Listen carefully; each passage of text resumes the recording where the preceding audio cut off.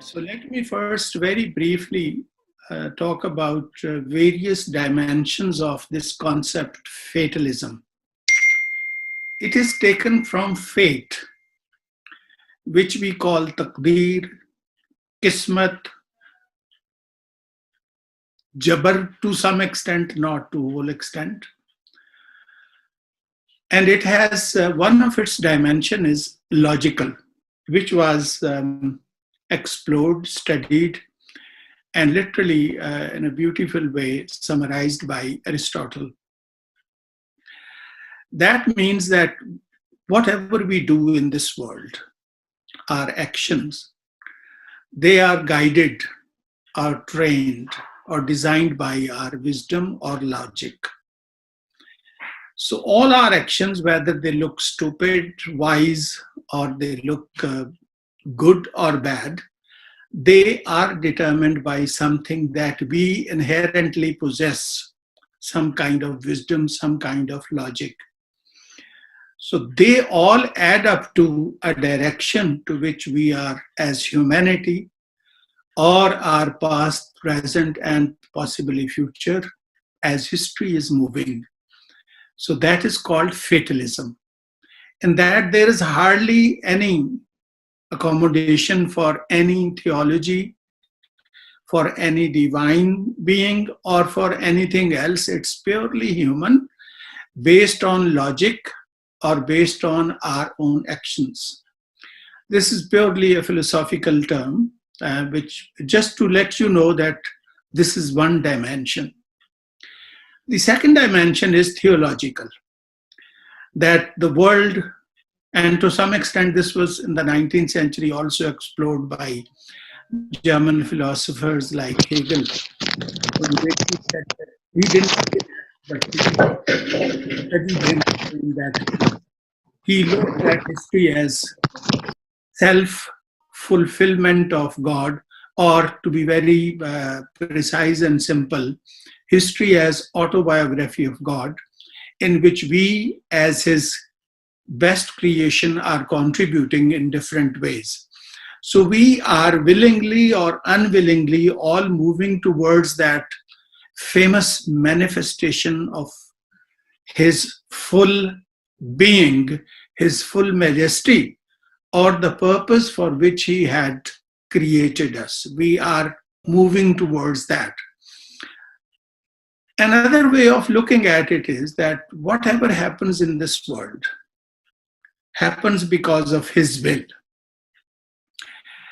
This, in my view, is more relevant to our society, to the way we think, not just as Muslims, but mostly as Pakistanis we think, that whatever happens in this world happens by the approval of God.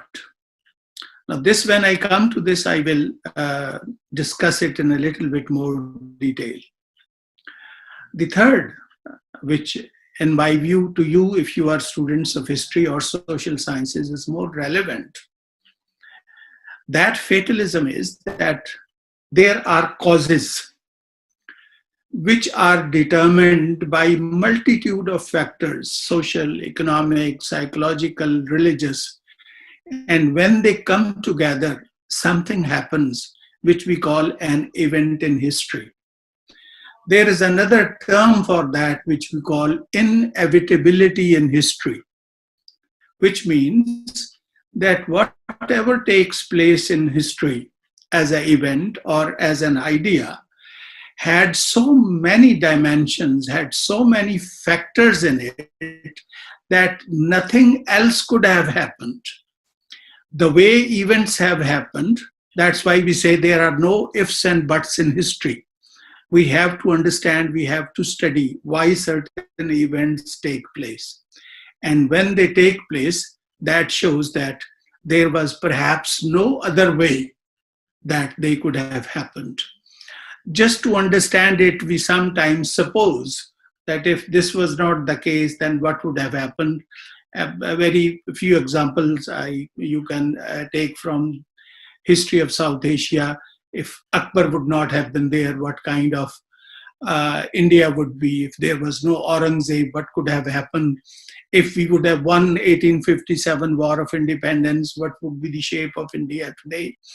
If there was no 1947 partition, what would be happening?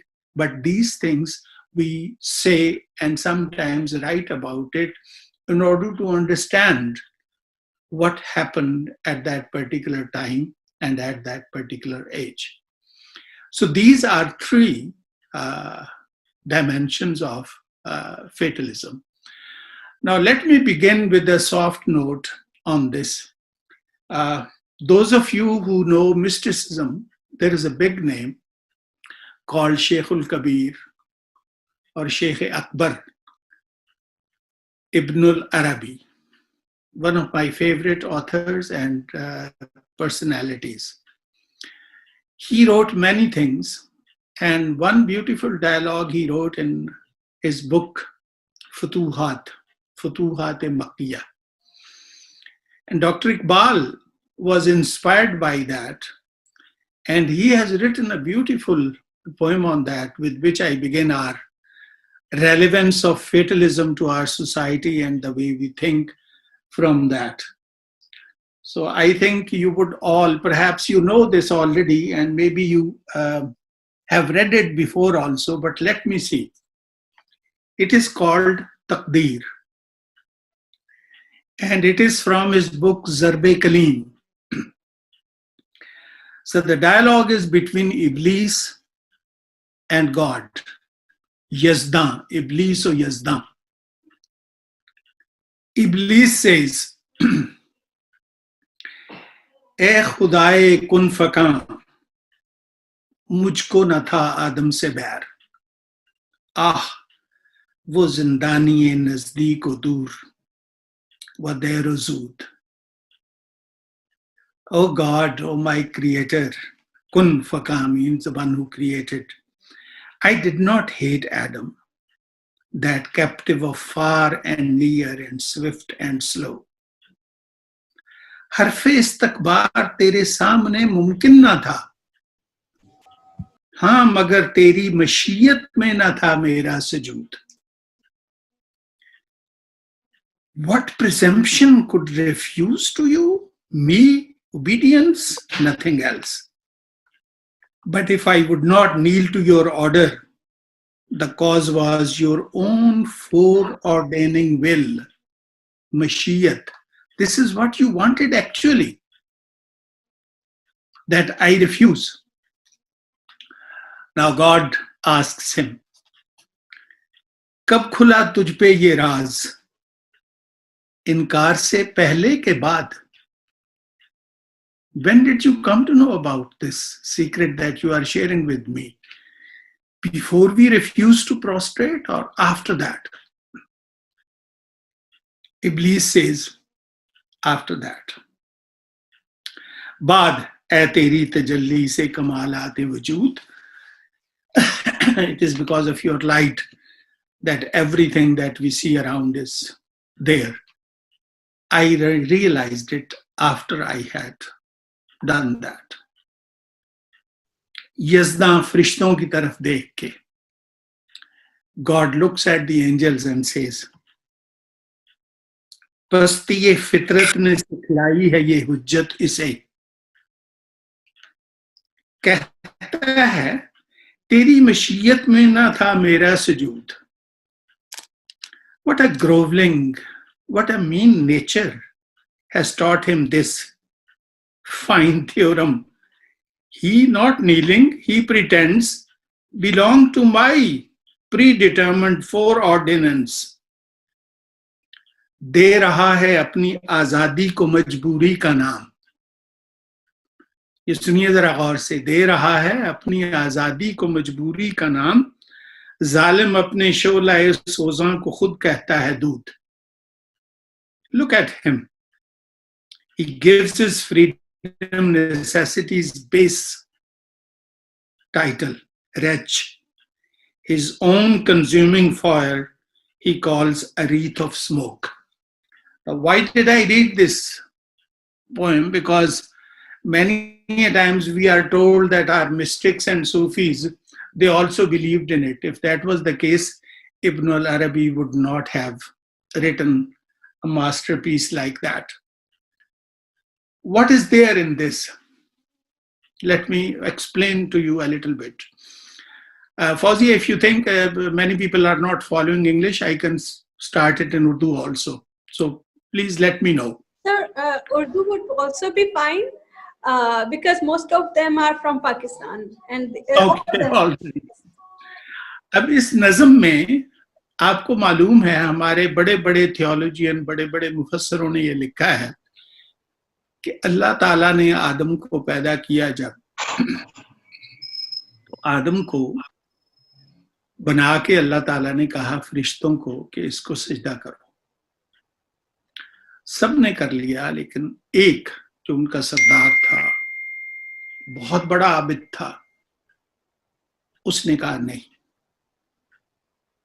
وجہ پوچھی گئی تو اس نے کہا کہ اس کو تو نے خاک سے بنایا ہے مجھے آگ سے بنایا ہے. اس کے نزدیک آگ خاک سے بہتر تھی. یہ اس کا خیال تھا یہ اس کا تصور تھا کیونکہ آگ جلا دیتی ہے ہر چیز کو.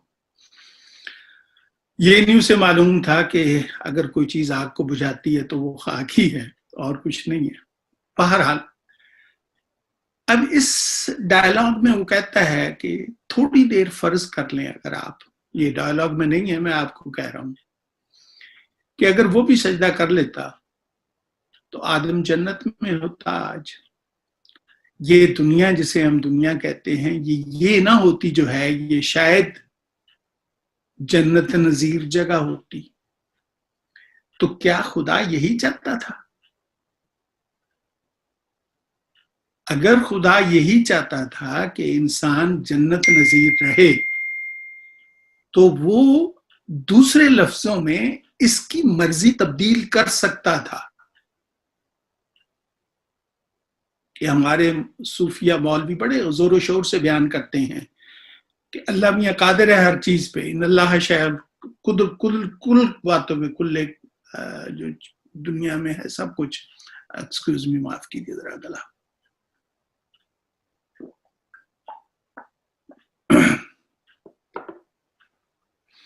کہ اللہ کو قدرت ہے ہر چیز پہ.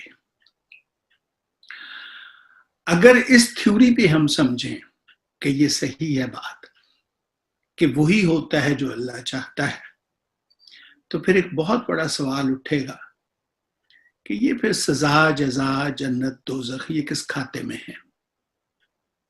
خود ہی آپ مجھے غلط رستے پہ ڈالتے ہیں اور خود ہی اس کی مجھے سزا دیتے ہیں. خود ہی مجھ سے آپ اچھے کام کراتے ہیں اور خود ہی مجھے اس کی جزا دیتے ہیں. یہ تو عدل نہیں ہے, یہ تو اور غلط کام نہیں ہے.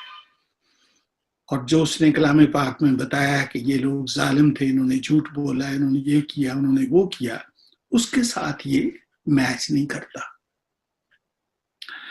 تو یہاں پہ میں تھوڑی سی وضاحت کر دوں اس کی کہ یہ ایک طرح سے ہم نے ایک بہانہ بنایا ہے. جب ہم سے کوئی کام نہیں ہوتا تو ہم کہتے ہیں جی اللہ کو منظور نہیں تھا. جب ہم کسی شخص کی مدد نہیں کر سکتے تو کہتے ہیں جی اگر اللہ کو منظور ہوتا تو ہو سکتا تھا, یہ اس کو منظور نہیں تھا. اور یہ ہم نے اپنے روزمرہ گفتگو میں بھی شامل کر دیا ہے. جی آپ میرا کام کر دیں گے انشاءاللہ. اگر اللہ نے چاہا کام میں نے کرنا ہے لیکن میں اس کو ڈال رہا ہوں اللہ پہ.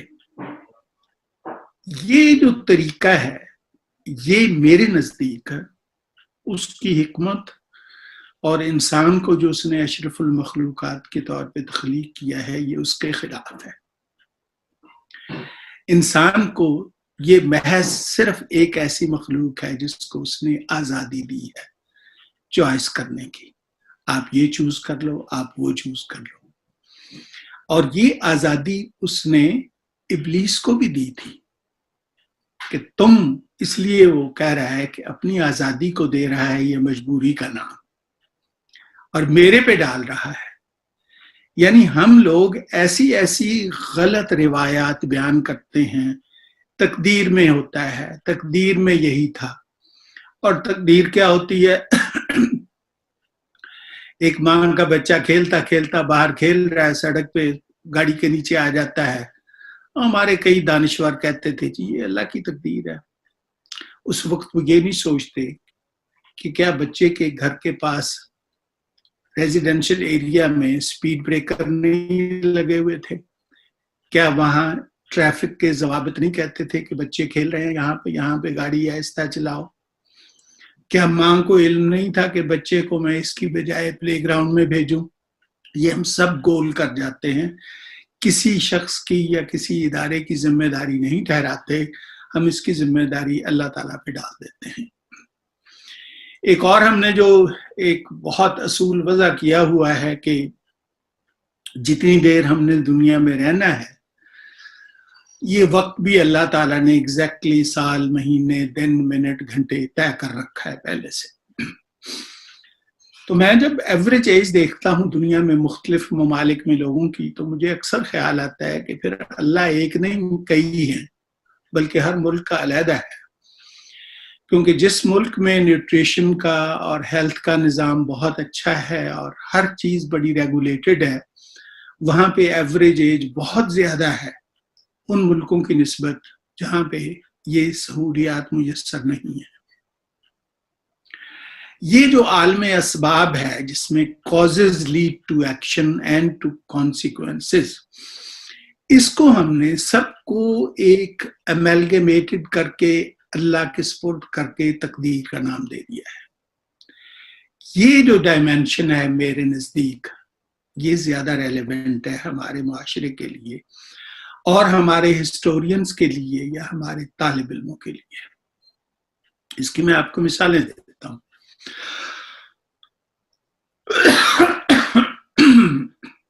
ہم اکثر اپنی تاریخ میں 2-3 چیزیں نوٹ کرتے ہیں. آپ جب کسی واقعے کا ذکر کرتے ہیں، کسی حکمران کا ذکر کرتے ہیں، واقعے کا ذکر کرتے وقت آپ اس کے اسباب اور نتائج دیکھتے ہیں. مثال کے طور پہ سلطنت مغلیہ کے زوال کے اسباب کیا تھے؟ وہ سارے اسباب ہم یا انہیں اکبر سے شروع کریں یا اورنگزیب سے شروع کریں یا ان کا صوبے والا سسٹم سے شروع کریں، جس طرح سے مرضی شروع کریں، یوں لگتا ہے کہ ہم سب ذمہ داری اس وقت انسانوں پہ ڈالتے ہیں، جو لوگ اس میں کار فرما تھے، جو موجود تھے، جو یہ سب کچھ کر رہے تھے. اس کے بغیر تاریخ سمجھ نہیں آتی، پتہ نہیں چلتا. اسی طرح جب ہم کسی حکمران کے بارے میں لکھتے ہیں تو اس کے کردار کے بارے میں ہم لکھتے ہیں کہ یہ اس کے بہتر پہلو تھے، یہ اس کے برے پہلو تھے. کس حد تک اس کے اچھے پہلو اس کی پالیسیوں پہ کار فرما ہوئے، کس حد تک اس کے برے پہلو جو زندگی کے تھے انہوں نے ان پالیسیز پہ کیا، یہ سب ہم تاریخ میں لکھتے بھی ہیں، پڑھتے بھی ہیں. لیکن حیرت یہ ہے کہ جب ہم اپنی کارکردگی پہ غور کرتے ہیں، اپنے حال پہ غور کرتے ہیں یا مستقبل پہ غور کرتے ہیں تو اس وقت ہم لوگ تقدیر پرست، فیٹلسٹ ہو جاتے ہیں. یہ کیوں ہے ایسے؟ کیا واقعی ہم شکار ہیں اس توہم کا، اس وہم کا کہ ہر کام جو اس دنیا میں ہوتا ہے وہ اللہ تعالیٰ کرتا ہے؟ یہ جاننے کے لیے میں تھوڑی سی ایک وضاحت کر دوں. آپ ڈاکٹر فوزیہ کے اسٹوڈنٹ ہیں، ان کے پاس جاتے ہیں، وہ آپ کی کارکردگی کر کے بتا کے کہہ دیتی ہیں کہ بھئی اگر یہی حال رہا نا تمہارا تو مجھے لگتا ہے کہ تم اس سیمسٹر میں پاس نہیں ہوگے. یہ دیکھو تم نے یہ کیا، یہ تو میں نے ایک اسائنمنٹ دی تھی یہ نہیں کی، تو مشکل ہوگا، یہ دوسروں کے ساتھ زیادتی ہوگی اگر تمہیں اس سیمسٹر میں پاس کر دیا گیا. فرض کیجیے ہو جاتا ہے ایسے، آپ پاس نہیں ہوتے تو آپ کیا کہیں گے کہ مجھے ڈاکٹر فوزیہ نے فیل کر دیا جی، کیونکہ اس کو پتا تھا پہلے سے.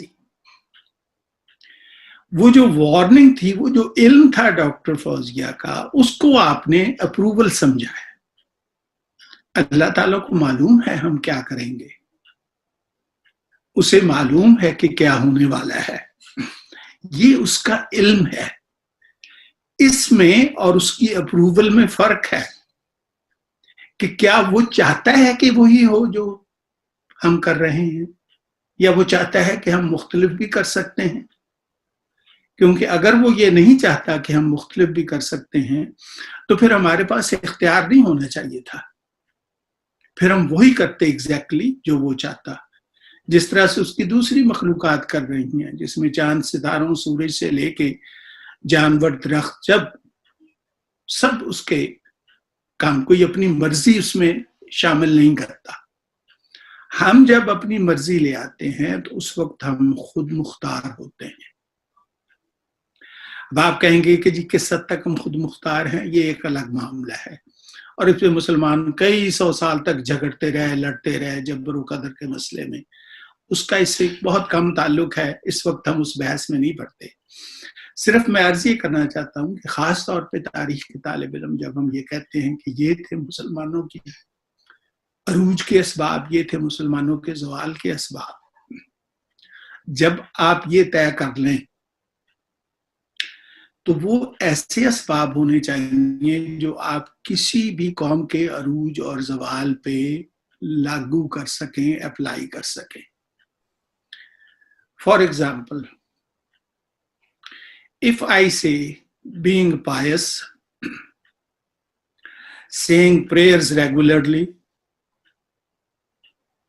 was the cause of a rise of Muslim empire, and giving up all those pious things was the cause of decline of Muslim empire. This should be applicable to European history also. It should be applicable to American history also, because we are talking about all human beings. If they can be applicable, that only so long as the British were pious, or they were doing their church work or whatever they were supposed to do, they had their heyday, their empire was big, and they were very successful. The day they started ignoring those things, they declined.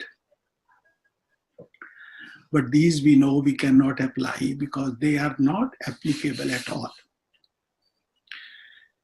Our history has shown that there were many pious people who were bad rulers. And there were many bad people in that sense, but very good rulers, very successful rulers who did not observe religion. Therefore, his process of history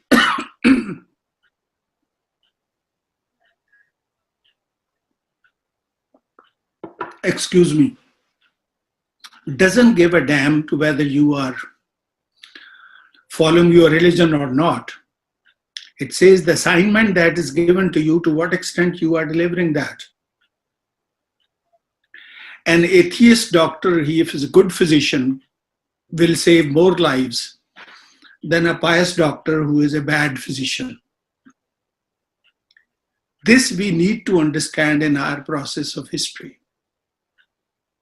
And this is only possible when we delineate these presuppositions.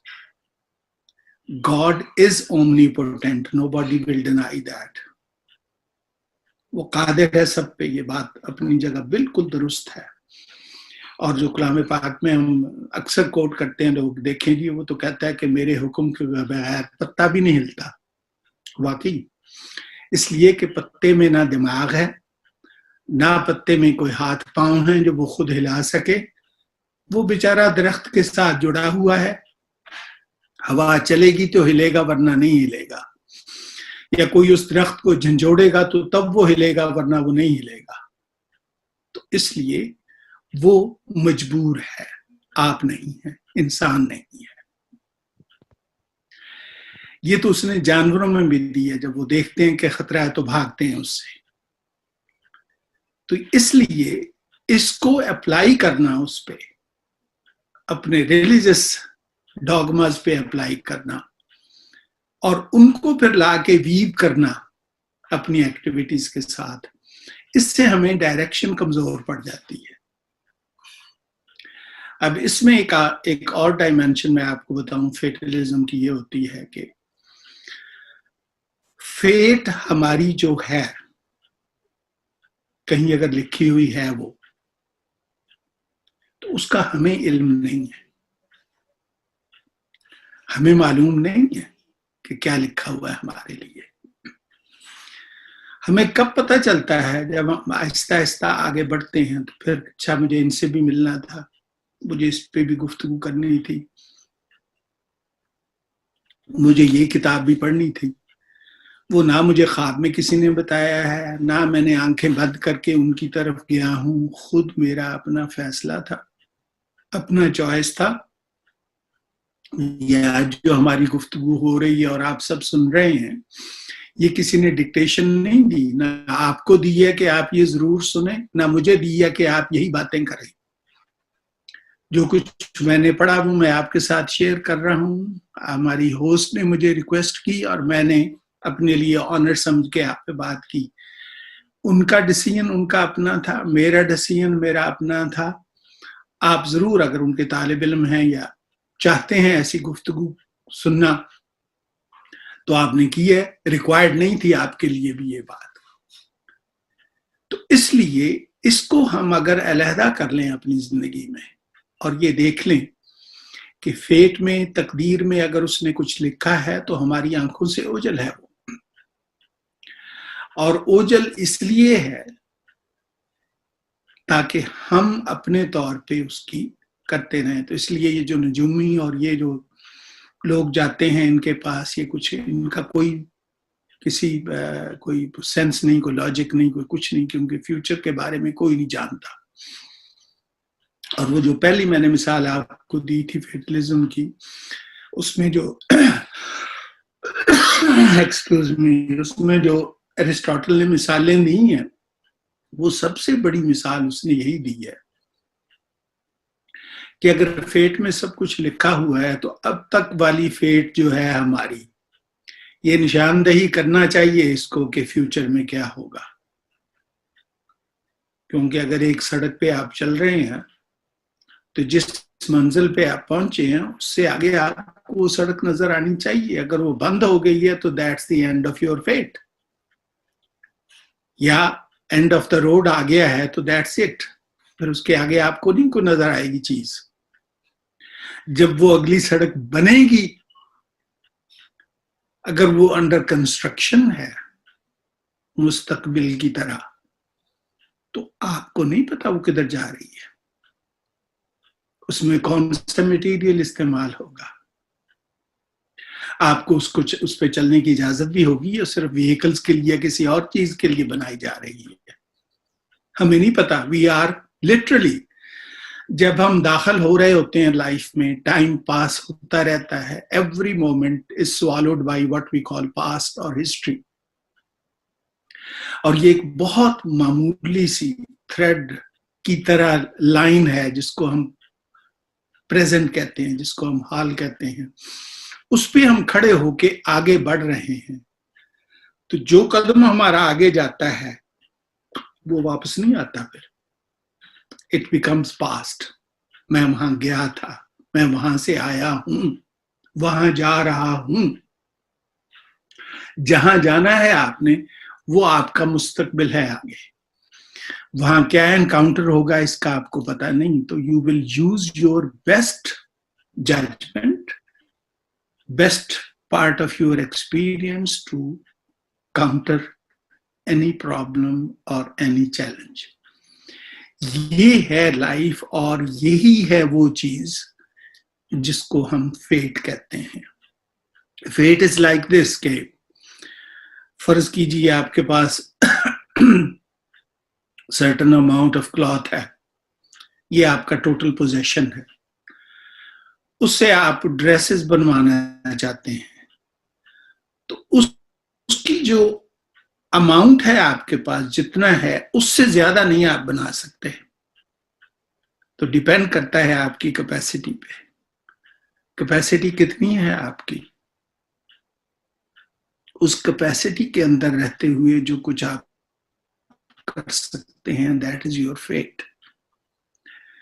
اور اس capacity میں صرف اس نے آپ کو physical strength نہیں دی ہے، brain دیا ہے، میکینیکل پاورز دی ہیں، ورنہ ایک چھوٹا سا کمزور سا انسان جو کرونا وائرس سے بے بس ہو سکتا ہے، وہ اتنی بڑی سرنگیں، اتنے بڑے بڑے پہاڑ، اتنے بڑے بڑے دریا اور سمندر کیسے پاٹ سکتا ہے؟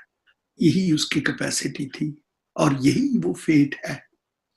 تو فیٹ کے سارے ٹولز ہمارے پاس موجود ہیں، ہم ان کو امپلائی کرتے ہیں یا نہیں کرتے، دیٹ از آور چوائس۔ تو میں آپ لوگوں کی اجازت سے اب اس کو کنکلوڈ کرنا چاہتا ہوں، اس آئیڈیا کو، کہ جہاں تک پہلے 3 آئیڈیاز میں نے آپ کی خدمت میں پیش کیے، they are part of our existence. ہم کریں گے ضرور مستقبل کی پیشین گوئیاں، یہ ہماری فطرت ہے، اس سے آپ کو کوئی منع بھی نہیں کر سکتا، اور وہ کتنی نقصان دہ بھی نہیں ہوتی، لیکن کیا وہ سچ ہوتی ہیں یا جھوٹ ہوتی ہیں، یہ ڈیپینڈ کرتا ہے آپ کی اس کیپیسٹی پہ جس کو بروئے کار لا کے آپ یہ پیشین گوئیاں کر رہے ہیں۔ کیا انڈیا پاکستان میں نیوکلیئر وار ہوگی؟ اگر کوئی کہے ہوگی تو اس کی کیپیسٹی ہے یہ بتانے کی، جو اس کے مطابق وہ فیصلہ دے گا۔ اگر وہ کہے گا کہ نہیں ہوگی تو اس کی جو کیپیسٹی ہے وہ اس کے مطابق ہوگا۔ ایک بات سچ ہوگی، دونوں نہیں ہوگی۔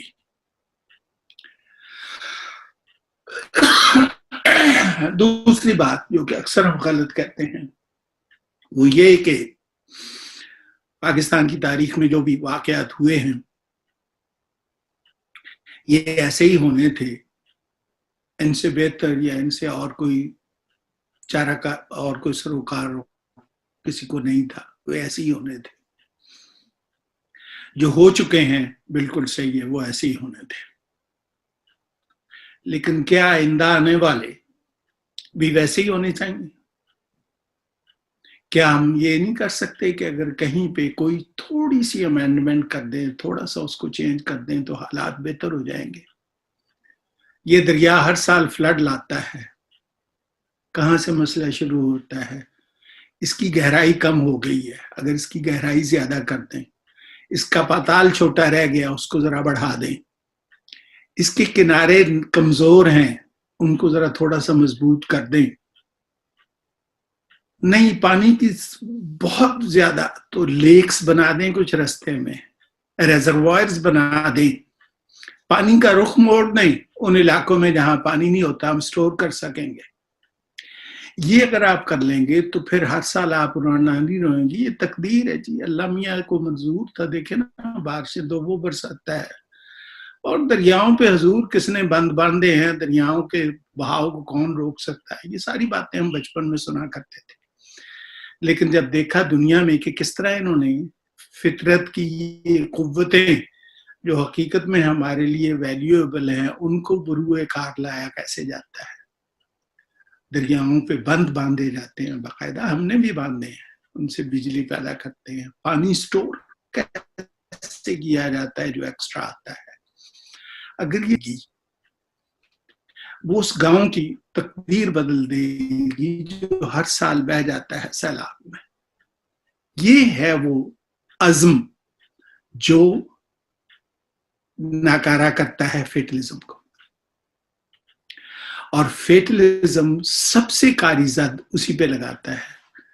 تو اس لیے میرا یہ اکثر ہوتا ہے کہ فیٹلزم جو ہے یہ کچھ ہمارے طبقے ایسے ہیں جن کو یہ پسند ہے،